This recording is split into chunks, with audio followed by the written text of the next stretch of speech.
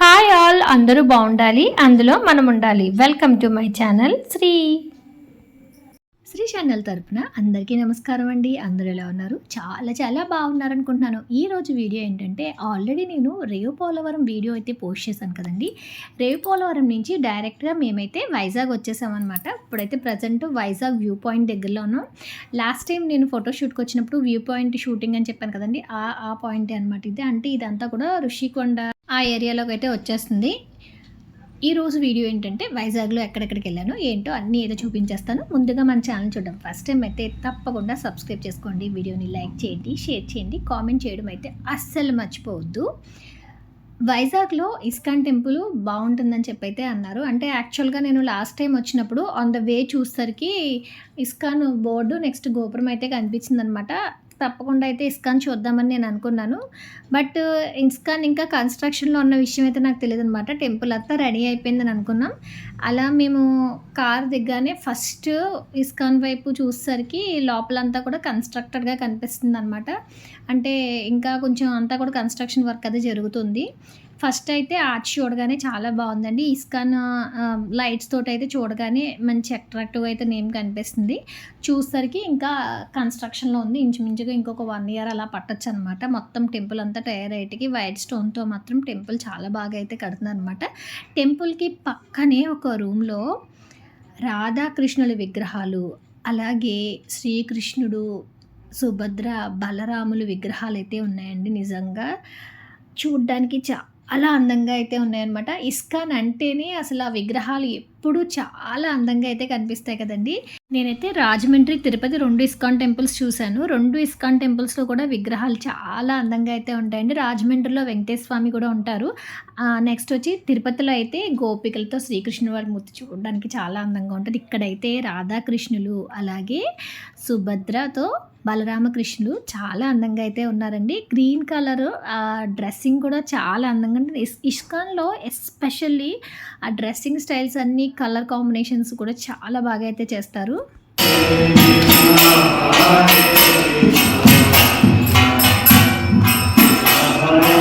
ఇస్కాన్లో ఎప్పుడు కూడా భజన కార్యక్రమాలు జరుగుతూనే ఉంటాయి కదండి. అలా మేము వెళ్ళే టైంకి కూడా లోపల భజన అయితే చేస్తున్నారు అనమాట. అక్కడి నుంచి నెక్స్ట్ మేము ఎక్కడికి స్టార్ట్ అయిపోయామంటే, వెంకటేశ్వర స్వామి వారి టెంపుల్ కట్టారు కదండి, తిరుమల తిరుపతి దేవస్థానం వారిది ఎండాడలో. ఆ టెంపుల్ చూడడానికి అయితే వెళ్ళిపోయాం. ఒకవేళ మీరు కనుక ఆటోకి వెళ్ళాలనుకుంటే ర్యాపిడో బుక్ చేసుకోండి. ఆటో డైరెక్ట్గా పైకి అయితే వెళ్ళిపోతుంది.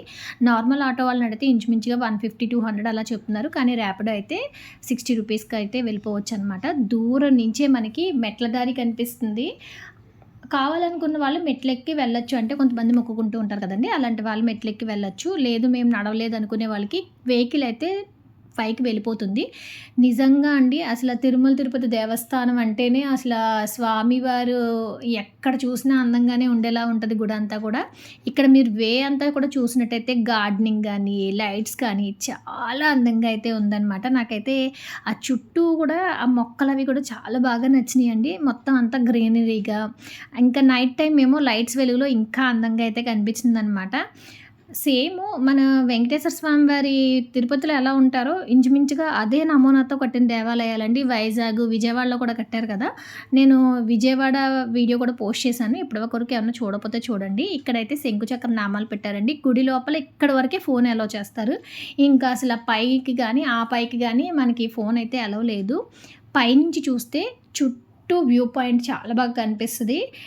నైట్ అయినా డే అయినా రెండు కూడా చాలా అందంగా అయితే కనిపిస్తాయి అన్నమాట వ్యూ పాయింట్స్. ఇక్కడ వెంకటేశ్వర స్వామి వారి దర్శనం చేసుకున్నామండి. స్వామివారు చాలా చాలా అందంగా ప్రశాంతంగా ఉన్నారనమాట. ఈవినింగ్ టైం ఆ చల్లని గాలిలో స్వామివారి దర్శనం నయనానందకరం అనిపించింది నాకైతే. చాలా అంటే చాలా బాగుంది.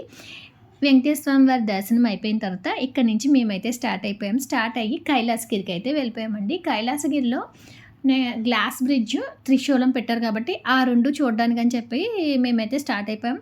మేము ఇక్కడ నుంచి వెళ్ళేసరికి 6:30 అలా అయింది. మేబీ అరౌండ్ కైలాసగిరికి వెళ్ళేసరికి 7 అలా అవుతుందన్నమాట. వైజాగ్ నైట్ టైమ్ లైట్స్‌తో మాత్రం చాలా అంటే చాలా వెలిగిపోయిందండి. దట్టు మేమంతా కూడా ఋషికొండ ఆ ఏరియా అంటే పక్కన బీచ్ అంటే సముద్రం పక్క నుంచి రోడ్‌లోనే ఎళ్ళామనమాట. అంటే సిటీలోకి మెయిన్ ట్రాఫిక్ అయితే ఎంటర్ అవ్వలేదు. ఔట్‌స్కట్సే కాబట్టి ఆ పక్క నుంచి వెళ్తూ ఉంటే వే అంతా కూడా చాలా చాలా బావుందండి. ఇంకా కైలాసగిరికైతే పైకి వచ్చేసామనమాట. కైలాసగిరికి ఎక్కుతున్నప్పుడు అసలు వ్యూ చూసారా? కింద లైట్స్ అయ్యి చాలా బాగా అయితే కనిపిస్తుందనమాట. కైలాసగిరికి వెళ్ళేటప్పుడు పార్కింగ్‌కైతే మిడ్‌లో గూడా ఒక ప్లేస్ అంటే వీకెండ్స్‌లో ఫ్లోటింగ్ ఎక్కువగా ఉంటది కాబట్టి మిడ్‌లో కూడా పార్కింగ్ ఒకటిచ్చారు. అలా కాదు ఇంకొంచెం పైకెళ్ళిపోవచ్చు అనుకుంటే మనం పైకెళ్ళిపోవచ్చనమాట. వీకెండ్ అయినప్పటికీ కూడా మేమెళ్ళింది అరౌండ్ 7 అలా అవుతుంది కాబట్టి చాలామంది కిందకొచ్చేస్తున్నారు. కాబట్టి పైన కార్ పార్కింగ్ ప్లేస్ కొంచెం ఫ్రీనే ఉంటదని మేమైతే డైరెక్ట్‌గా పైకి వెళ్ళిపోయామండి. పైకి వెళ్ళిపోయిన తర్వాత కారైతే పార్క్ చేసేసి కైలాసగిరికైతే ఎంటర్ అయిపోయాం. కైలాసగిరికెళ్ళే ప్రతి ఒక్కళ్ళు కూడా ఖచ్చితంగా ఒకటైతే గుర్తుపెట్టుకోండి. కరెక్ట్‌గా 8 అయ్యేసరికి మొత్తం పైనంతా క్లోజ్ అయిపోద్ది. లైట్స్ అన్నీ ఆఫ్ అయిపోతాయి. మేమైతే ఇంచుమించుగా 10 వరకు ఉంటదనైతే వెళ్ళాము.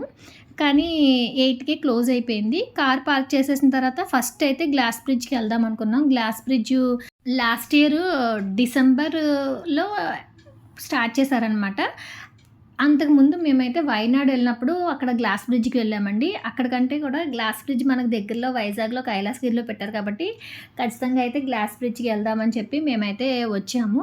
గ్లాస్ బ్రిడ్జ్ మించి చూస్తే వ్యూ అంతా కూడా చాలా బావుంటుందండి. దట్టు ఈ గ్లాస్ బ్రిడ్జ్ వచ్చి 55 మీటర్ల ఎత్తులో అయితే కట్టారనమాట. డే టైమ్‌లో అయితే దూరం నుంచి నీలి సముద్రం, ఆకాశం అలా మొత్తం వ్యూ పాయింట్ అంతా కూడా చూడడానికి చాలా చాలా బావుంటుందండి. నైట్ టైమ్‌లో ఎలా ఉంటదో నేనైతే మీకు చూపిస్తాననమాట. అంటే మనకు సముద్రం కనిపించదు కానీ ఆ లైట్స్ అన్నీ కూడా చాలా అందంగా అయితే కనిపిస్తాయండి. గ్లాస్ బ్రిడ్జ్ మనకి మార్నింగ్ 9 నుంచి నైట్ 8 వరకైతే ఉంటదనమాట. వీకెండ్స్‌లో ఫ్లోటింగ్ చాలా ఎక్కువగా ఉంటది. నార్మల్ డేస్‌లో ప్రిఫర్ చేస్తే బెటరు. అలా కాదు ఈ వీకెండ్సే కుదురుతదన్న వాళ్ళు కొంచెం ఎర్లీగా అయితే వచ్చేయొచ్చు. అంటే మనకి ఏ వ్యూ నచ్చుద్దో ముందైతే డిసైడ్ అవ్వాలి. నైట్ చూద్దాం అనుకుంటున్నామా, డేలో చూద్దాం అనుకుంటున్నామా డిసైడ్ అయితే వచ్చేయాలి. ఎప్పుడు వచ్చినా కూడా ఇక్కడ టికెట్ తీసుకున్న తర్వాత లైన్‌లోకి పంపిస్తారనమాట. ఉన్న ఫ్లోటింగ్‌ని బట్టి ఒక్కొక్కసారి హాఫ్ అన్ అవర్‌లో అయిపోవచ్చు. ఒక్కోసారి 20 మినిట్స్, ఒక్కొక్కసారి 1 అవర్ అలా కూడా అవ్వచ్చండి. ఈచ్ వన్‌కొచ్చి $250 అయితే తీసుకుంటారు టికెట్ వచ్చి. టికెట్ తీసుకొని మనం లైన్‌లోకి వెళ్ళిన తర్వాత ఒక్కొక్కరిగా అయితే పంపిస్తారనమాట. అందరూ మనం చెప్పులు వేసుకొని, షూస్ వేసుకొని వెళ్తాం కదండీ! అలా వాటితో వెళ్తే మట్టి అయిపోయి గ్లాస్ అంతా కూడా గీతలు పడతదంట. అందుకని చెప్పైతే డిస్పోజల్ కవర్స్ అయితే ఇస్తున్నారనమాట. అవి కాలికి వేసుకొని మనమైతే గ్లాస్ బ్రిడ్జ్ పైకి వెళ్ళాలి. ఒక 10 మెంబర్స్‌ని పంపిస్తున్నారు ఫస్టు. వాళ్ళు ఒక 5-10 మినిట్స్ అంటే ఉన్న ఫ్లోటింగ్ బట్టి జనం ఎక్కువగా ఉంటే ఒక 5 మినిట్స్ అలా వెనక్కొచ్చేయమంటున్నారు. పర్వాలేదనుకుంటే ఒక 10 మినిట్స్ అలా ఉంచుతారనమాట. అలా పైకి వెళ్ళిన తర్వాత మళ్ళీ వాళ్ళొచ్చేసాక ఇంకో 10 మెంబర్స్ అలా అయితే పంపిస్తున్నారండి. గ్లాస్ బ్రిడ్జ్ మించి వ్యూ చూస్తే అసలు చాలా అంటే చాలా బావుంది. అలాగే మనం నడిచేటప్పుడు గ్లాస్ నుంచి కిందకి చూస్తే ఆ కిందున్న ఏరియా కూడా కనిపిస్తదనమాట.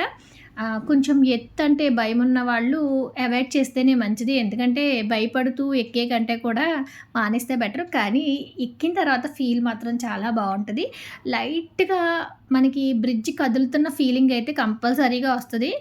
అలా అని భయపడాల్సిన పనేం లేదండి. చాలా స్ట్రాంగ్‌గా అయితే ఉందనమాట బ్రిడ్జ్ అంతా గూడా. కింద చూసారా? మనం కింద చూస్తే ఏముందో ఆ ఏరియా అంతా కనబడతది. పీక్స్ పాయింట్‌లోనైతే మన నేషనల్ ఫ్లాగ్‌నైతే పెట్టారు.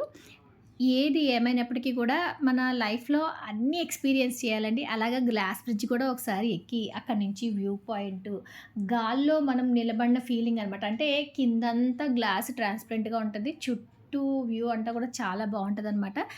గాలిలో అలా తేలియాడుతున్నట్టు ఆ ఫీలింగ్ అయితే చాలా బావుంటది. వైజాగ్ వచ్చినప్పుడు గ్లాస్ బ్రిడ్జ్‌కొచ్చి అసలా స్కై వాక్‌లా ఎలా ఉందో ఏంటో కూడా ఒకసారి చూసేయండి. నాకైతే చాలా బాగా నచ్చింది. కరెక్ట్‌గా మేము ఆ గ్లాస్ బ్రిడ్జ్ దిగి కిందకొచ్చేసరికి టైం 5-8 అయిందనమాట. అక్కడ సెక్యూరిటీ అన్నారు, కరెక్ట్‌గా 8 కల్లా లైట్స్ అన్నీ ఆఫ్ అయిపోతాయండి. క్లోజ్ అయిపోద్ది అన్నారు. కాకపోతే మేము త్రిశూలం దగ్గరికి వెళ్దాం అనుకున్నాం. త్రిశూలం చూడకుండా వచ్చేయాలా ఎలాగా అనుకుంటూ అసలు వెళ్దామని చెప్పి త్రిశూల్ వైపు అయితే స్టార్ట్ అయిపోయామండి. కైలాసగిరి ఇదివరకు కంటే ఇప్పుడు ఇంకా బాగా డెవలప్ చేశారు. శివపార్వతుల విగ్రహాల దగ్గర గార్డెనింగ్ అంతా చాలా బావుంది. అలాగే పిల్లలు ఆడుకోవడానికి కూడా గేమింగ్ జోన్స్ అన్నీ కూడా చాలా బావున్నాయి. ఒక ఆయన అన్నారు, "బ్యాటరీ వెహికల్ పైకి వెళ్తది కానండి, ఈ టైంలో ఇంక తీసుకెళ్ళరు, లైట్స్ ఆఫ్ అయిపోయినాయి" అంటే, కానీ త్రిశూలం దగ్గర మాత్రం 10 వరకు లైట్స్ ఆన్‌లోనే ఉంటాయి, పైకెళ్ళొచ్చన్నారు. అప్పుడు మేమేంటంటే కార్ పార్కింగ్ ఇందాక కింద ఏరియా చూపించాను చూసారా? అక్కడి నుంచి వెళ్తే అయితే మనకి కారు వెళ్ళిపోతది. కానీ నడవడానికి కొంచెం తాళ్ళు అడ్డంగా కట్టారు. మేమైతే కారు చీకట్లోనే వెళ్ళింది. కొండ కాబట్టి ఎటుంటదో ఏంటో అనుకుంటే చాలా నెమ్మదిగా అయితే వెళ్ళాము. వెళ్ళిన తర్వాత కారు ఇంచుమించుగా శూలం దగ్గరికి ఒక రోడ్డు ఉంటది. ఆ రోడ్డు దాకా ఎళ్ళిపోయింది. అక్కడ పార్క్ చేసేసి వెళ్తే కొంచెం 2 రోప్స్‌లా అయితే కట్టారండి. కొంచెం అడ్డంగా ఎవరు అటు ఇటు వెళ్ళకుండా. అవి దాటుకొని మేమైతే శూలం దగ్గరికెళ్ళాము. శూలం దగ్గరికెళ్ళేసరికి అసలు నిజంగా క్లోజింగ్ టైం కాబట్టి అసలు ఎవ్వరూ లేరు. లైట్స్ ఆఫ్ అయిన తర్వాత మొత్తం అందరూ అక్కడి నుంచి వచ్చేస్తారు కదండీ. అంటే బ్యాటరీ వెహికల్స్ వాళ్ళు కూడా తీసుకొచ్చేస్తారనమాట. అక్కడి నుంచి అందరూ వచ్చేసారు. ఇంకా మేము తప్ప ఎవరూ లేరు. పైన చల్లగా గాలి అంత ఎత్తు నుంచి వ్యూ పాయింటు ఎల్ఈడి లైట్స్ తోటి 65 అడుగుల త్రిశూలం చూస్తే అసలు ఆ ఫీల్ అయితే నేను చెప్పలేను. నాకైతే చాలా హ్యాపీగా అనిపించింది. ఆ మహాదేవుడి ఆయుధమైన త్రిశూలం డమరుకంతో చూడడానికి ఎంతో అందంగా ఉందండి. కైలాసగిరిలో అంత ఎత్తులో ఉన్నప్పటికీ కూడా చూడడానికి అసలు 2 కళ్ళు సరిపోలేదు. 250 కిలోమీటర్ల బలమైన గాలి వీచినా కూడా కదలకుండా ఈ త్రిశూలాన్నయితే కట్టారండి. ఇంకా ఇక్కడికొస్తే పెద్దవాళ్ళన్నా సరే చిన్న పిల్లలయిపోయినట్టు అసలు నాకు ఆ ఫీల్ అయితే నేను మాటల్లో చెప్పలేను. త్రిశూలం దగ్గర కూడా గార్డెనింగ్ చాలా బావుందండి. మనం నడిచే ఏంటి, నెక్స్ట్ వచ్చి కిందకి దిగడానికి 4 వేస్‌లో 4 వైపులా కూడా ఆహ్, అవి కిందకి మెట్లులా అయితే పెట్టారనమాట. ఆ మెట్ల దిగి కూడా మనం అటు ఇటు తిరిగి చూడొచ్చు. నైట్ వైజాగ్ ఆ లైట్స్ తోటి చూడడానికి చాలా అంటే చాలా అందంగా ఉందండి. నాకైతే అక్కడి నుంచి రావాలనిపించలేదు. నిజంగా ఆ మాటల్లో అయితే ఆ ఫీల్ చెప్పలేననమాట. చల్లని గాలి, ఎత్తైన ప్రదేశం చూడ్డానికి కళ్ళకి ఎంతో ఆకర్షణీయంగా అన్నీ కనిపించేసరికి మనసంతా చాలా ప్రశాంతంగా అనిపించిందనమాట. మొత్తంగా చెప్పాలంటే ప్రశాంతమైన చల్లని వాతావరణంలో కన్నులకు ఆకర్షణీయంగా కనిపించే అందమైన దృశ్యాన్ని అసలు వదిలిపెట్టి రావాలనిపించలేదు. ఇంక బాగా లేట్ అయిపోతుంది కదా అని ఇంచుమించుగా 9:30 కల్లా అయితే శూలం దగ్గర నుంచి మేమైతే బయటకొచ్చేసామండి.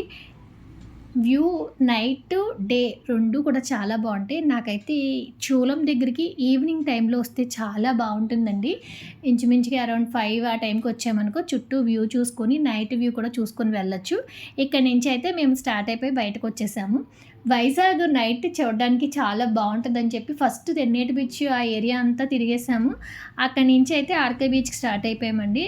ఆర్‌కే బీచ్‌కి పక్కనే సబ్‌మెరైన్ ఉంటది కదా! ఆ ఏరియాకైతే వెళ్ళామనమాట. ఇంకా బీచ్ సౌండ్ అయితే ఆ నైట్ టైంలో చాలా బావుందనిపించింది. అలల సౌండు చెవులకి చాలా వినసొంపుగా అనిపించింది. నైట్ అయితే హైదరాబాద్ గానీ, వైజాగ్ గానీ తిరిగితే సూపర్‌గా ఉంటాయి.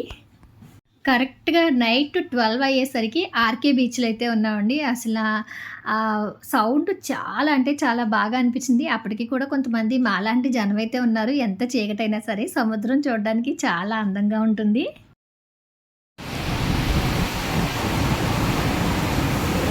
అమ్మా ఇందాక పీతలు అన్నావు కదా, ఈ పక్కన ఫుల్గా ఉంటాయి. అదిగో మా శారద కింద చూడు.